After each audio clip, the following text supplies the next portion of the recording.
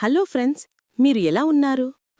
ఈరోజు మనం హైదరాబాద్లోని జూబ్లీ హిల్స్ ఉప ఎన్నికలో కాంగ్రెస్ పార్టీ గెలుపు వెనక ఉన్న ప్రధాన కారణాల గురించి మాట్లాడుకోబోతున్నాం. మీరు వినాలి, ఎందుకంటే ఇది రాజకీయంగా చాలా ఆసక్తికరమైన పరిణామం. నిజంగా ఈసారి కాంగ్రెస్ అభ్యర్థి నవీల్ యాదవ్ 24,729 ఓట్ల భారీ మెజారిటీతో గెలిచారు. ఆయనకు మొత్తం 98,988 ఓట్లొచ్చాయి.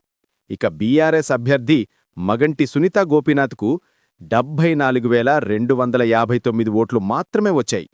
3 నెలల క్రితం వరకు కాంగ్రెస్ బీఆర్ఎస్ కంటే 22% వెనకబడి ఉండటం గమనార్హం. ఇంత పెద్ద మార్పు ఎలా సాధ్యమైంది? మొదట, ముఖ్యమంత్రి రేవంత్ రెడ్డి తీసుకున్న వ్యూహాత్మక అభ్యర్థి ఎంపిక కీలకంగా మారింది. నవీన్ యాదవ్ స్థానికంగా బలమైన ఆధారం కలిగి ఉండటం, ప్రజల్లో ఆయనకున్న నమ్మకం మొదటి రౌండ్ నుంచే స్పష్టంగా కనిపించింది. మరొక ముఖ్యమైన అంశం ముస్లిం ఓట్ల ఏకీకరణ. జూబ్లీహిల్స్లో మొత్తం 4 లక్షల ఓటర్లలో సుమారు 1.4 లక్షల మంది ముస్లింలున్నారు. ఈసారి కాంగ్రెస్కు ఏఐఎంఎం పార్టీ అంటే అసదుద్దీన్ ఓవైసీ నేతృత్వంలోని పార్టీ బలమైన మద్దతిచ్చింది. ముఖ్యంగా షేక్పేట్ ప్రాంతంలో ఏఐఎంఎం కార్యకర్తలు ఓటర్లను పెద్ద ఎత్తున మద్దతుకు తీసుకువచ్చారు.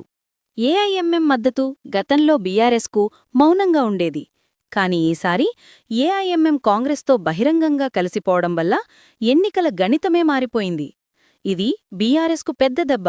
కాంగ్రెస్ ప్రభుత్వం అమలు చేస్తున్న ప్రజాపాలన అంటే సంక్షేమ పథకాలు, అభివృద్ధి కార్యక్రమాలు కూడా ఓటర్లను ఆకట్టుకున్నాయి. ముఖ్యమంత్రి రేవంత్ రెడ్డి చెప్పినట్టు మొత్తం పోలైన ఓట్లల్లో 51% కాంగ్రెస్కు వచ్చాయి. ఇది ప్రజల్లో ప్రభుత్వంపై ఉన్న విశ్వాసాన్ని చూపిస్తోంది. మరోవైపు బీఆర్ఎస్ పార్టీ సోషల్ మీడియా ప్రచారాలపైనే ఎక్కువగా ఆధారపడింది. గ్రౌండ్ లెవెల్లో వారి కార్యకర్తలు బలహీనంగా మారారు. ఫేక్ సర్వేలు, సోషల్ మీడియాలో హైప్ వల్ల వారు నిజమైన పరిస్థితిని గ్రహించలేకపోయారు. కాంగ్రెస్ మాత్రం బూత్ స్థాయిలో బలమైన ప్రణాళికతో నేరుగా ప్రజలతో కలిసిమెలిసి పనిచేసింది. అభ్యర్థి ఎంపిక నుంచి ఓటర్లను చేరుకోవడం వరకు ప్రతి దశలో కాంగ్రెస్ ముందంజ వేసింది.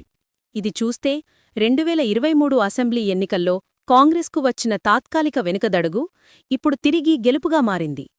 ప్రజాపాలన, ముస్లిం ఓట్ల ఏకీకరణ, ఏఐఎంఎం మద్దతు, బీఆర్ఎస్ బలహీనతలు, ఈ 4 అంశాలు కలిసి కాంగ్రెస్ విజయానికి బలమైన ఆధారాలయ్యాయి. మీరు గమనించారా? హైదరాబాద్లోని సికింద్రాబాద్ కంటోన్మెంట్ ఉప ఎన్నిక కూడా కాంగ్రెస్ గెలిచింది.